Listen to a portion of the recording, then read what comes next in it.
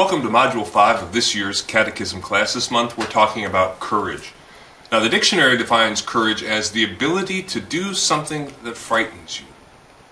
As Christians, we believe that courage is intimately related to our faith in Jesus Christ, because our belief in God gives us the strength that we need to remain faithful in everyday life. It gives us the courage not to be afraid or not to let our fear overcome us.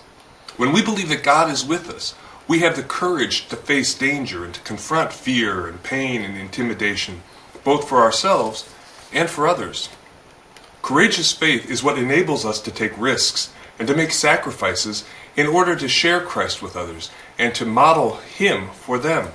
As Christians, there are times when we need to have a courageous faith, like when people make fun of us for believing in Jesus and wanting to follow Him, or when others are being abused or treated unjustly.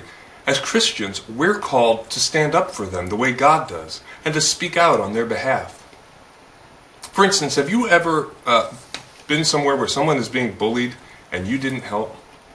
Maybe you didn't want to put yourself at risk, you were afraid, so you just stood there with the group. And then afterwards you kind of felt all gummy inside, heavy and heavy-hearted. That's because you know that you should have done something. You should have been courageous, but you weren't. You were afraid. You let your fear get the better of you. We've all been there, every one of us. Even Jesus was afraid. Right before He died, He prayed in the Garden of Gethsemane because He knew that He was going to be arrested and killed, and He was afraid. He asked God if He could make it possible to save Him from this death. But still, Jesus didn't let His fear control His actions. He had courage. He had faith. And in our Bible readings this month, we're going to be looking at several people who had that same kind of courage and that same kind of faith. The people we're going to look at are Joshua and some of the judges of the Old Testament. Now, before we talk about them, though, I do want to take a quick moment to review where we are right now in terms of history and in terms of the Old Testament story. The past couple of months, we've been spending some time talking about Moses and the Exodus and the Ten Commandments. And in terms of history, that all took place around 1300 BC. Most people think Moses was born around 1325 BC, and that God used him to rescue the Israelites roughly around 1275 BC. And as you recall, the Israelites spent 40 years wandering in the wilderness before they came to the Promised Land. And during those 40 years, God taught them the Ten Commandments and basically taught Israel how to obey Him and how to be faithful to Him, what it meant to live as a faithful and obedient child of God. You can almost think of God as the teacher, the Israelites as the students, and that 40 years in the desert as their time in school, from kindergarten through high school. And now this month, the Israelites are approaching graduation. This is the story we're going to be looking at. The Israelites are done with school, they've arrived at the Promised Land, and now they're going off into the world to use all that God has taught them and to make their way in life. But what we'll see as we go through our lessons this month is that the Israelites don't do a very good job. They don't follow God's commands. They don't practice all the things that He has taught them. We'll see that they try to do it for a while, but then something comes up that turns them away from God and back to their old ways, their sinful ways, turns them away to something else, some other God.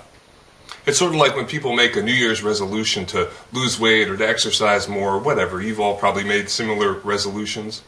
For a while you're able to do it, but then you get that craving for a piece of chocolate cake or you want to sleep in one morning instead of going to the gym, and pretty soon you're back into your old habits and your old ways again. Well, that's what we'll see happening with the Israelites this month. For a while, they'll try to follow God and be faithful to Him. But then something comes along that looks more attractive to them, and so they go after that for a while. And usually the thing that they're going after is another god, a small g god, from one of the countries that lives around them. And they turn away from the God, big G God, to go after it. And they chase after it for a while, and then suddenly they realize, you know what, the grass is not greener on the other side, but now they're suffering the consequences of their sin.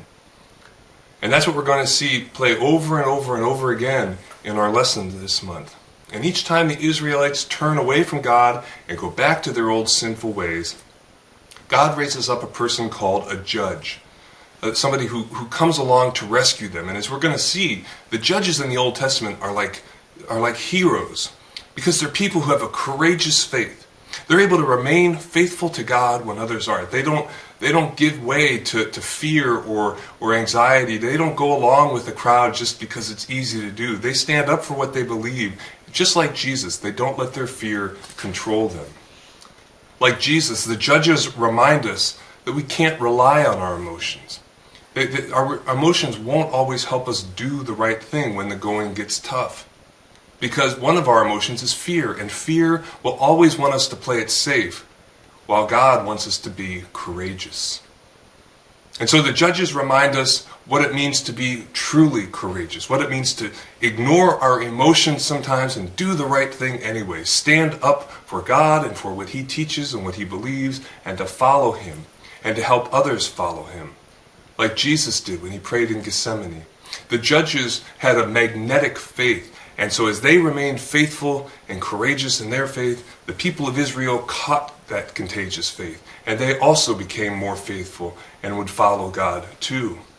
And throughout the readings this month, we're going to see this contrast between the courage of the judges and the cowardice of everyone else. You'll read about courageous women who are judges, like Deborah and another woman named Jael. And you'll read about some men like Gideon and Joshua and Samuel. But you'll also see examples of the people who don't have the courage that all of those people did. People like Barak and Eli, as well as the Midianites and most of the Israelites. So now, why is all of this important? Why is courage important to you? Well, because as students, you're preparing to confirm your faith. That's what's going to happen on Confirmation Sundays. In other words, you're preparing to make a public declaration of your faith in God and that you want to follow Him and serve Him, just like the Israelites are going to do in one of our lessons this month. Just before they enter the Promised Land, they too make a public declaration of their faith. It's in Joshua 24. You'll read it on your first worksheet this month. Joshua tells the people as they stand there ready to go over and to take over the Promised Land, he says, "Choose this day whom you will serve. As for me and my house, we will serve the Lord." And all the people stand up and say, "Yes, yes, we too will serve the Lord."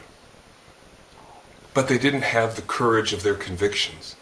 And so they didn't remain faithful very long.